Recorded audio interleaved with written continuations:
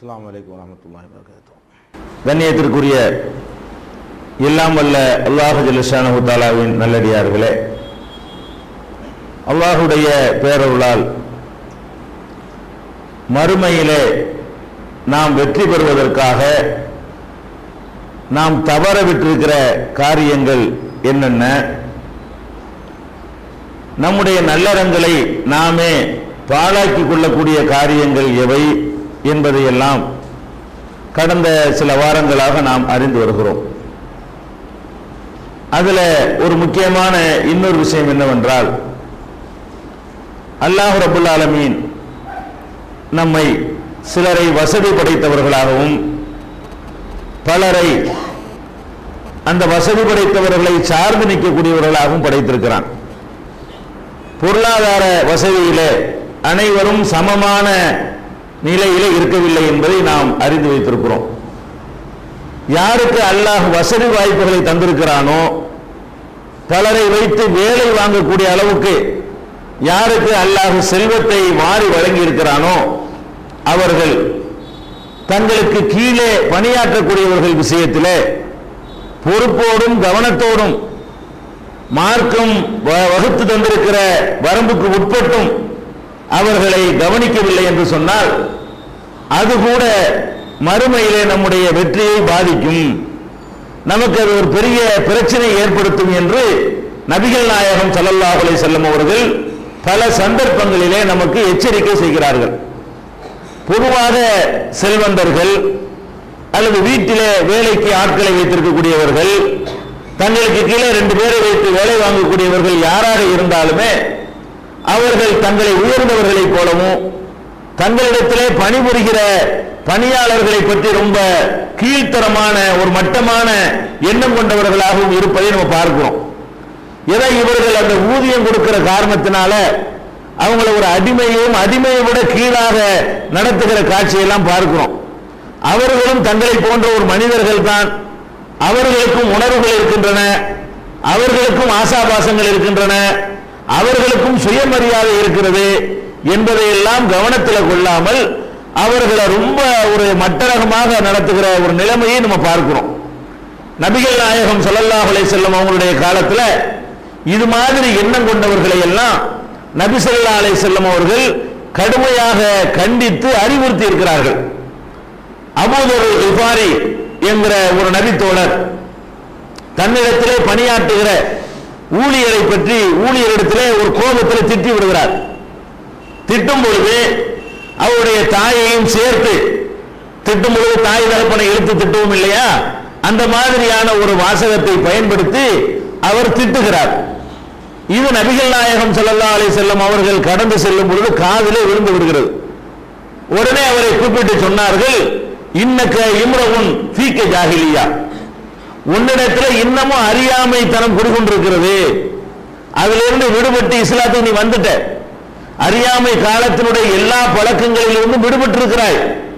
ஆனாலும் ஏதோ உன்னுடைய முதலாளித்துவம் இருக்கிறத, நான் கொஞ்சம் வசதி நீ கொஞ்சம் மட்டம் அப்படின்னு நினைக்கக்கூடிய இந்த தன்மை இருக்குத, இது கூட அறியாமை காலத்தினுடைய மிச்சம், அறியாமை காலத்தினுடைய சிந்தனை, இது உன்னிடத்தில் இருக்கிறது என்று நபிகள் நாயகம் ஸல்லல்லாஹு அலைஹி வஸல்லம் சொல்லிவிட்டு அவருக்கு ஒரு அறிவுரை சொல்றாங்க. என்ன சொல்றாங்க?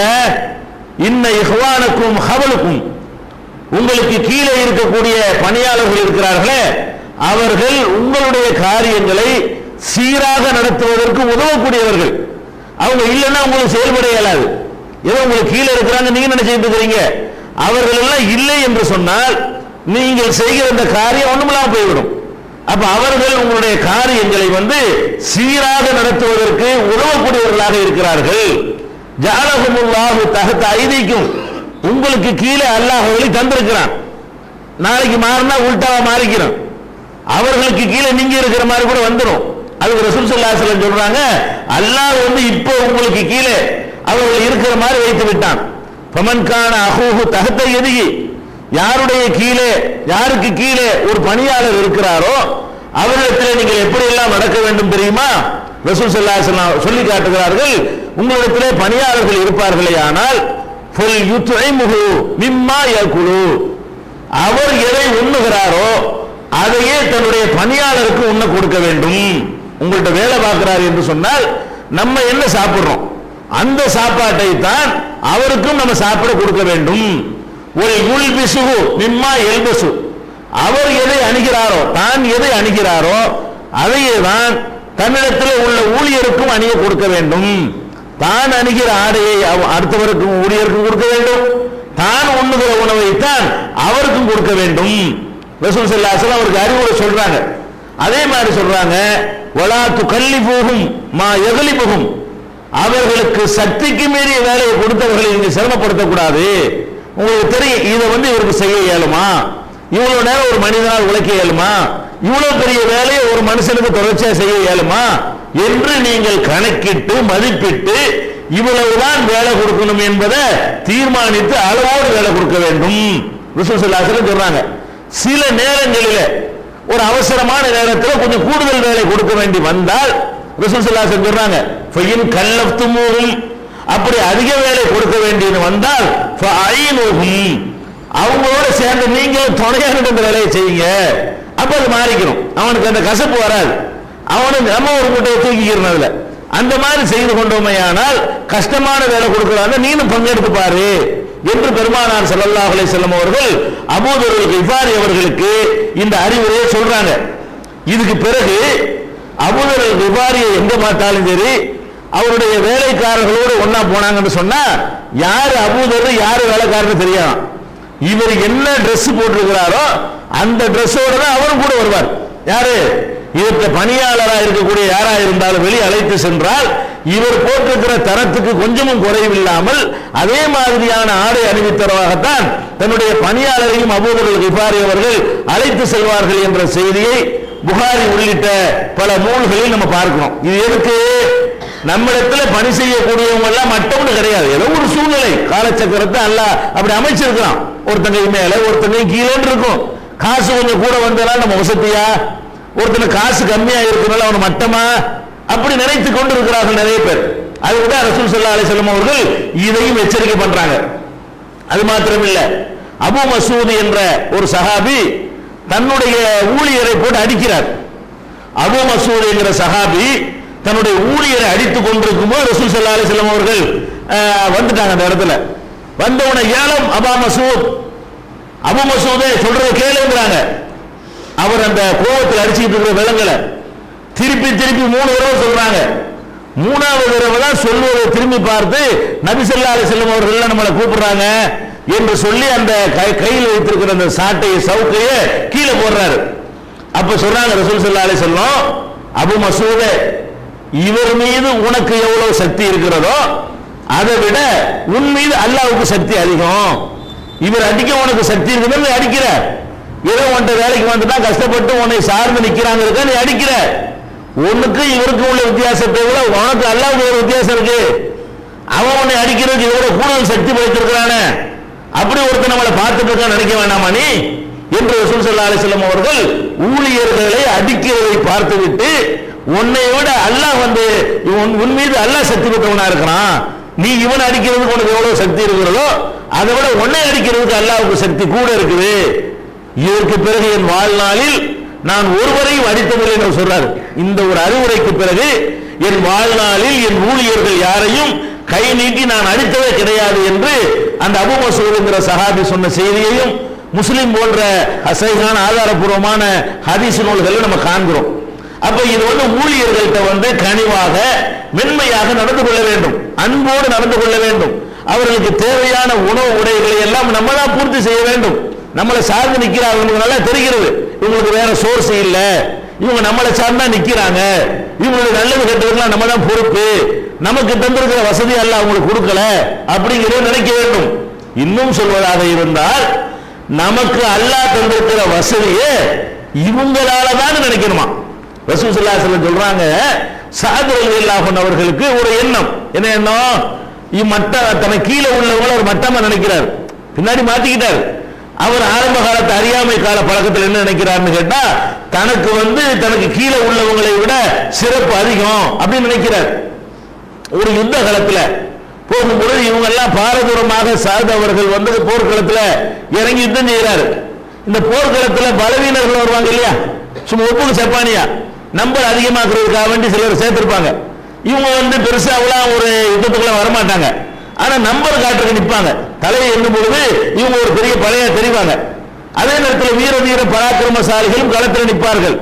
இப்ப இவர் சாது நினைக்கிறாரு, இவன்லாம் என்ன ஆளு, இவெல்லாம் எதுக்கு வந்தான், நம்மள மாதிரி இவனுக்கு பண்ண முடியுதா, நம்மள மாதிரி போர் செய்ய முடியுதான்னு அவர் நினைக்கிறார்.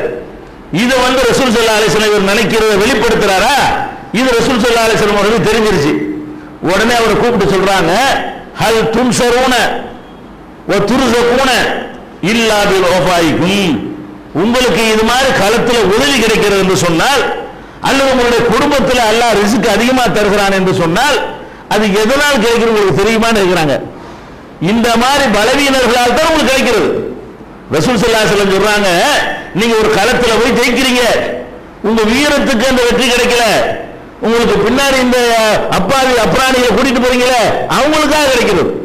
உங்களுக்கு அல்லாஹ்வுடைய உதவி எதனால் கிடைக்கிறது என்றால், உங்களுடைய பலத்தினால் கிடைக்கவில்லை, உங்களுக்கு பின்னால் வரக்கூடிய இந்த ஒண்ணுமில்லாத மக்கள், ஒண்ணும் தெரியாதவர்கள் அழைத்து செல்கிறீர்களே அவங்களுக்காக வேண்டி அல்லாஹ் கருணை கொண்டு உங்களுக்கு உதவி செய்கிறான், அதுலதான் நீங்க ஜெயிக்கிறீங்க. அதே மாதிரி ஒரு குடும்பத்தில் ஒரு கடையில ஒரு முதலாளிக்கு பணம் கிடைக்கிறது என்று சொன்னால், எதனால ஒரு ரிஸ்க் கிடைக்குது, இத்தனை பேருக்கு வேலை கொடுக்குறானே, இவங்களை வச்சு காப்பாத்துறானே, இத்தனை பேரை சுமக்கிறானே, இந்த பலவீனர்களை வைத்துதான் உனக்கே கிடைக்குதுங்கிறாங்க. ரசூல் ஸல்லல்லாஹு அலைஹி வஸல்லம் சொல்றாங்க, ஹல் துர்ஸகூன இல்லா பில் ஓஃபாயிக்கும், உங்கள பலவீனர்களாக இருக்கிறார்களே அவர்களை கொண்டுதான் உங்களுக்கு ரிஸ்க் தரப்படுகிறது.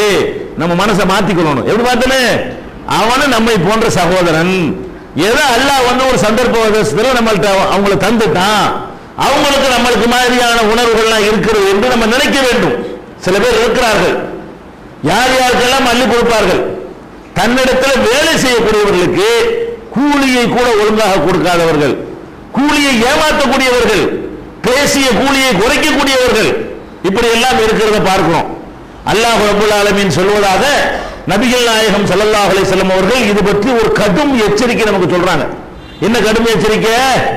3 பேர் விஷயத்துல நானே வழக்காடுவேன் அல்லாஹ் சொல்றான். நீ கியாமத் நாள்ல நீ பேசாட்டாலும் நான் பேசுவாங்க அல்லாஹ். 3 பேர் விஷயத்துல சில நேரங்களில் கோர்ட்ல நம்ம வழக்கு போடுவோம், சில நேரங்களில் ஒரு அசாதாரணமான நேரத்தில் நீதிமன்றமே தானா வழக்கு பதிவு செய்யும்.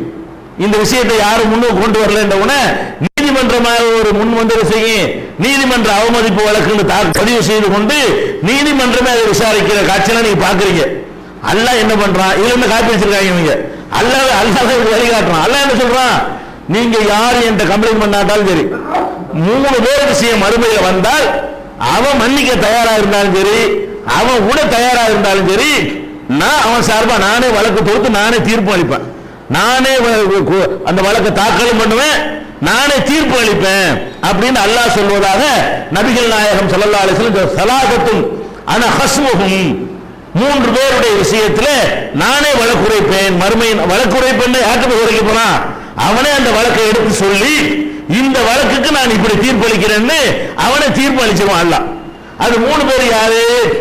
அல்லாஹ்வுடைய பெயரை சொல்லி அல்லாஹ் மேல சத்தியம் செஞ்சு அதை வைத்து மோசடி செய்தவன், ஒரு மோசடியை செய்துவிட்டு ஒரு பித்தலாட்டத்தை செய்துவிட்டு அல்லாஹ் மேல ஆணையா கிடையாது என்று சொல்லக்கூடியவன், இப்படி ஒருவன் சொல்லிவிட்டான் என்று சொன்னால் அவன் விஷயத்துல யாரு கம்ப்ளைண்ட் பண்ணாட்டாலும் சரி நானே கம்ப்ளைண்ட் பண்ணிக்கிறோங்கிற அல்லாஹ்.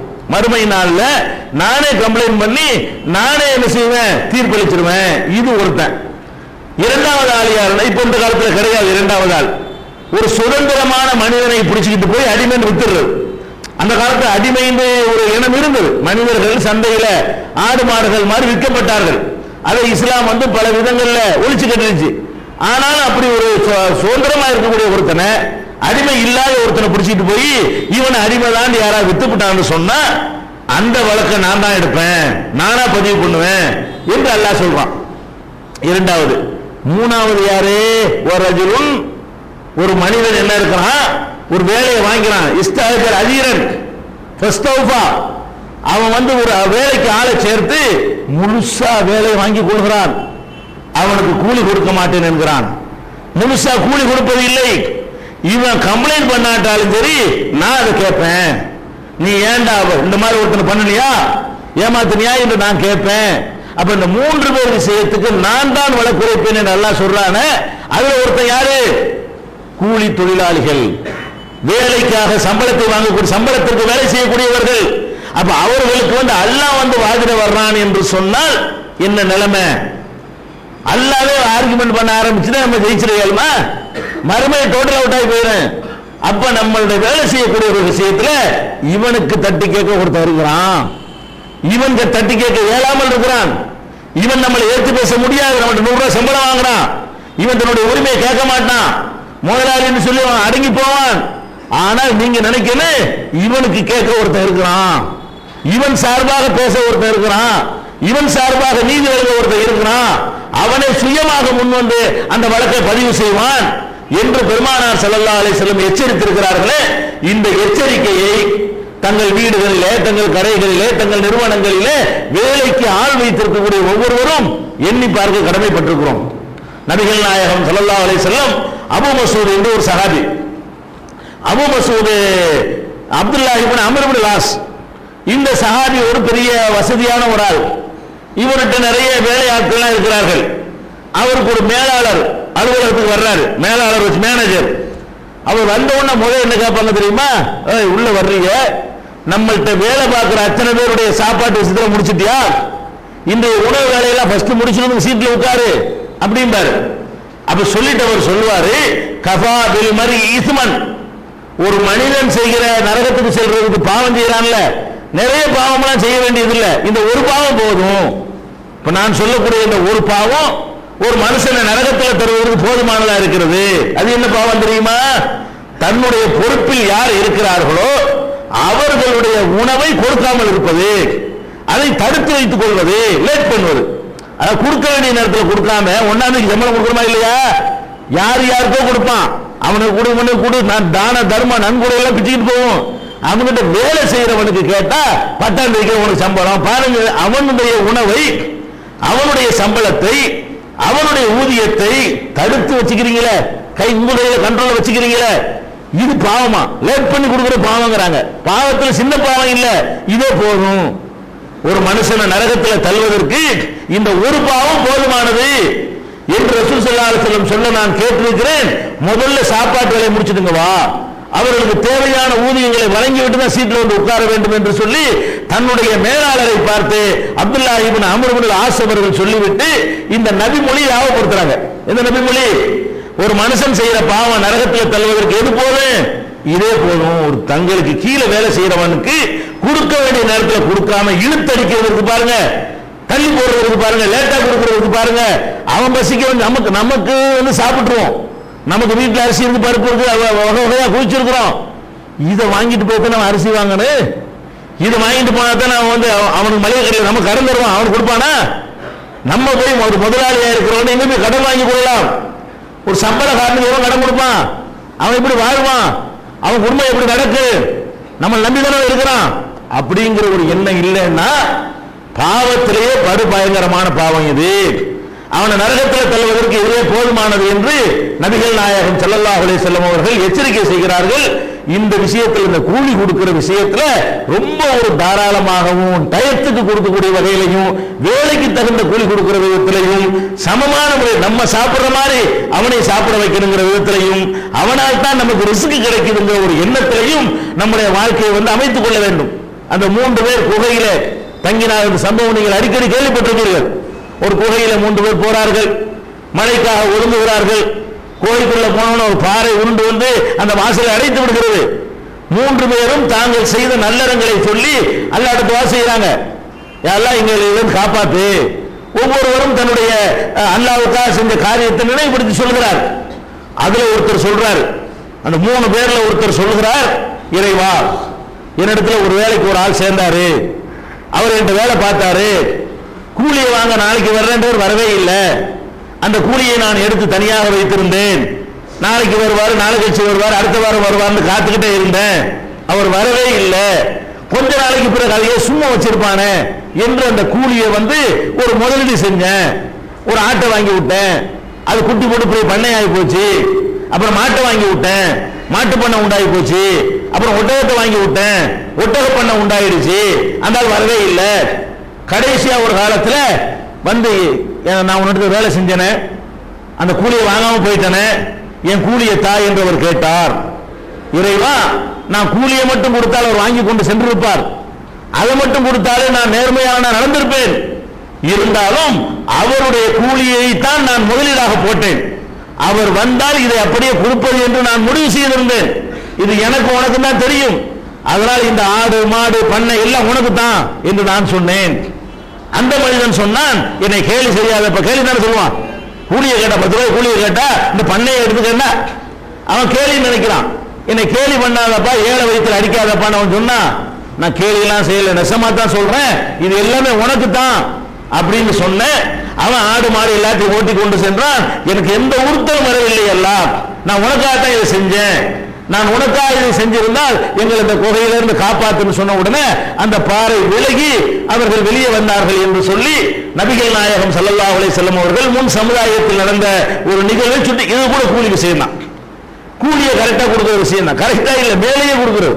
அவனுடைய கூலியை பாதுகாத்து வச்சு இன்னைக்கு போன மாசம் அந்த டயத்துல சம்பளம் வாங்காம ஒரே ஒரு வேலையை போய் அடுத்த மாசம் தருவானா, நீ அப்போ வாங்கியிருக்கணும். ஏன் அவன் நீ இடத்துல வச்சிருக்கனு, நம்ம ஒரு இடத்துல வேலை செய்யறோம், சம்பளம் வாங்கல, ஒரு வேலையை தந்தி வந்துச்சு போயிட்டோம், அடுத்த மாசம் போய் கேட்ட என்ன செய்வான், நீ அப்போ வாங்கியிருக்கணும், இப்போ கேட்ட நான் எப்படி தருவேன். அப்ப அவனுடைய சம்பளம் அதை எடுத்து வச்சிருக்கணும், நம்ம யூஸ் பண்றதுக்கு நமக்கு ஹலால் கிடையாது.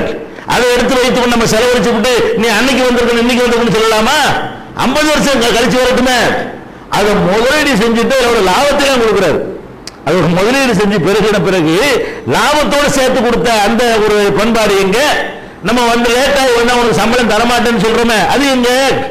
அப்ப இதையெல்லாம் கவனத்தில் கொண்டு பணியாளர்கள் விஷயத்தில் கூடுதல் கவனத்தோடவும் கூடுதல் அக்கறையும் நடந்து கொள்ள வேண்டும்.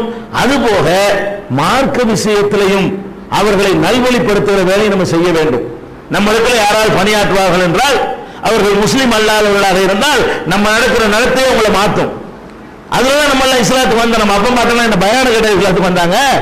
அன்னைக்கு வந்து வர்த்தகர்கள்ட்ட காணப்பட்ட நேர்மை, ஒழுக்கம், பண்பாடு, சமத்துவம், சகோதரத்துவம், தியாகம் இதுகளை பார்த்தா வந்தாங்க. அப்ப நம்ம ஒரு தொழில் நடத்தக்கூடியவர்கள் நம்மிடத்தில் 100 பேர் வேலை பார்த்தான்னு சொன்னா நம்மளை பார்த்து வந்துருவானே. நம்ம ரசூல் ஸல்லல்லாஹு அலைஹி வஸல்லம் சொன்னபடி நடந்தா அவனுக்கு தனியா போய் பயான் பண்ணியா கூப்பிடணும். நபிகள் நாயகம் ஸல்லல்லாஹு அலைஹி வஸல்லம் அவர்கள்ட்ட ஒரு ஊழியர் இருந்தார், யூத மதத்தை சேர்ந்த ஒருத்தர் ஊழியராக இருந்தார். அவர் நோய்வாய்ப்பட்டிருக்கிறார். நபி ஸல்லல்லாஹு அலைஹி வஸல்லம் அவரை போய் நோய் விசாரிக்க போறாங்க. நோய் விசாரிச்சுட்டு வந்துடல, இந்தப்பா நோயாளியா இருக்கிற, மூத்த வயாத்து இருக்கு, நீ கூட நீ மூத்தா போய் வரலாம், ஒரே ஒரு கடவுளை ஏத்துக்க, அதான் உனக்கு நல்லது, ஒரு இறைவன் தான் இருக்கிறான் அப்படின்னு சொல்லி இந்த இஸ்லாத்தினுடைய கொள்கையை அவருக்கு சொல்றாங்க. அவர் தகப்பனாரை பார்க்கிறாரு. நான் ரசூலுல்லாஹ் சொல்றாங்களே கேட்கவா? தகப்பனார் சொல்றாரு, அத்தி அபுல் காசிம், அபுல் காசிம் சொல்றதை கேளு. ரசூலுல்லாஹ்க்கு அபுல் காசிம் ஒரு பேரு, அபுல் காசிம் சொல்றதை கேளு. உடனே அவர் அந்த பையன் வந்து லா இலாஹ இல்லல்லாஹ்னு சொல்லி இஸ்லாமிய கொள்கை முழக்கத்தை ஏற்றுக்கொள்றார். அப்ப ரசூலுல்லாஹ் சொல்லிக்கிட்டே வர்றாங்க, அல்ஹம்துலில்லாஹ் இல்லதி அன்கலஹு மினன் நார், இவரை நரகத்திலிருந்து விடுவித்த அல்லாஹ்வுக்கு எல்லா புகழும். அப்ப நம்மள்ட்ட பணியாற்றக்கூடியவர்கள் வந்து தொழுகை இல்லாமல் இருந்தால் தொழுகையை சொல்லிக் கொடுக்க வேண்டும், ஒழுக்கம் இல்லாமல் இருந்தால் ஒழுக்கத்தை சொல்லிக் கொடுக்க வேண்டும், கெட்ட பழக்கம் உள்ளவர்கள் அதை மாற்றுவதற்கு முயற்சி பண்ண வேண்டும், முஸ்லிம் அல்லாதவர்களாக இருந்தால் இஸ்லாத்தினுடைய செய்தியை கொண்டு சொல்ல வேண்டும். வெறும் வியாபார நோக்கம் மட்டும் சொன்ன வேலையை செய்யலாம் என்கிறதை நிறுத்திக் கொள்ளக்கூடாது. இந்த மாதிரியான பொறுப்புகளும் நம்ம மீது சுமத்தப்பட்டிருக்கிறது. நம்மிடத்தில் பணிபுரியக்கூடியவர்கள் விஷயத்தில் இதையெல்லாம் கவனித்து நடந்து மறுமையில் அல்லாஹ் நமக்கு சாட்சியாக நிற்காத ஒரு நிலைமையை ஏற்படுத்திக் கொண்ட நல்லடியார்களாக அல்லாஹ் நம் அனைவரையும் ஆக்கி அருள்வானாக. அஸ்ஸலாமு அலைக்கும். மூன் பப்ளிகேஷன்ஸ் வெளியீடுகள்: இஸ்லாமிய அடிப்படை கல்வி, திருமுறையின் தோற்றுவாய், திருக்குரானில் அறிவியல் சான்றுகள் பாகம் 1, அர்த்தமுள்ள கேள்விகளும் அறிவுபூர்வமான பதில்களும், குரான் கூறும் ஓரிரை கொள்கை, நபி வழியில் தொழுகை சட்டங்கள், மாமனிதர் நபிகள் நாயகம், குரான் மட்டும் போதுமா, ஹதீஸ்கள் குரானுக்கு முரண்படுமா, அழகிய இஸ்லாமிய பெயர்கள், இதுதான் பைபிள், ஜனாசாவின் சட்டங்கள், ஏகத்துவமும் இணை வைப்பும், திருக்குரானின் அறிவியல் சான்றுகள் பாகம் 2, இஸ்லாம் பெண்கள் உரிமையை பறிக்கிறதா, பிறை ஓர் விளக்கம், இஸ்லாம் ஓர் இனிய மார்க்கம், நபி தோழியர் வரலாறு, குற்றச்சாட்டுகளும் பதில்களும், நோன்பு, இயேசு இறைமகனா, வருமுன் உரைத்த இஸ்லாம், உண்மை தோழர் அபுபக்கர் அலி, பெண்களுக்கான நபி வழி சட்டங்கள், அறிவுச்சுடர் அன்னை ஐசார் அலி, இஸ்லாத்தில் சொர்க்கம் நரகம், நபி தோழர்களும் மற்றும் நமது நிலையும் துவாக்களின் தொகுப்பு, முகைதீன் மௌலிது ஒரு ஆய்வு, குரானை எளிதில் ஓதிட, நபிகள் நாயகம் பல திருமணம் செய்தது ஏன், யாக்குத்பா ஒரு ஆய்வு, நபி வழியில் நம் ஹஜ், நபி வழியில் குழந்தை வளர்ப்பு, தராவி தொழுகை ஒரு ஆய்வு, ஜக்காத் ஒரு ஆய்வு, இஸ்லாத்தில் இல்லறம், கியாமத் நாளின் 10 அடையாளங்கள், நபிகளாரின் நற்போதனைகள், மன்னரை வாழ்க்கை, பைபிளில் நபிகள் நாயகம், இஸ்லாத்தின் பார்வையில் பில்லி சூனியம், தர்கா வழிபாடு, நபிகளாரின் இறுதி நாட்கள், இஸ்லாமிய கொள்கை, சரியான ஹதீஸ்களும் தவறான ஹதீஸ்களும், சந்திக்கும் வேளையில் கொள்கை விளக்கம், பேய் பிசாசு உண்டா, கற்பனை கதைகள், நவீன பிரச்சனைகளும் தீர்வுகளும், தப்லிக் தாகலிம் தொகுப்பு, சுபகானா மௌலிது ஒரு ஆய்வு, மனிதனுக்கேற்ற மார்க்கம், நேர்ச்சையும் சத்தியமும், மனனம் செய்வோம், விளக்கப்பட்ட உணவுகள், அர்த்தமுல்லா இஸ்லாம், குர்பானியின் சட்டங்கள், தொழுகை, இஸ்லாத்தின் பார்வையில் கனவுகள், இஸ்லாமிய திருமணம், இரவனிடம் கையேந்துங்கள், மீராஜும் அதன் படிப்பினைகளும், வேதம் கொடுக்கப்பட்டோர் யார் மற்றும் prophet Mohammed the greatest man மற்றும் TNTJ மார்க்க அறிஞர்கள் உரையாற்றிய CD டிவிடிகள் கிடைக்கும் இடம் மூன் பப்ளிகேஷன் 83/3 மூர் தெரு, முதல் மாடி, மண்ணடி, சென்னை 1. Phone number 65690810.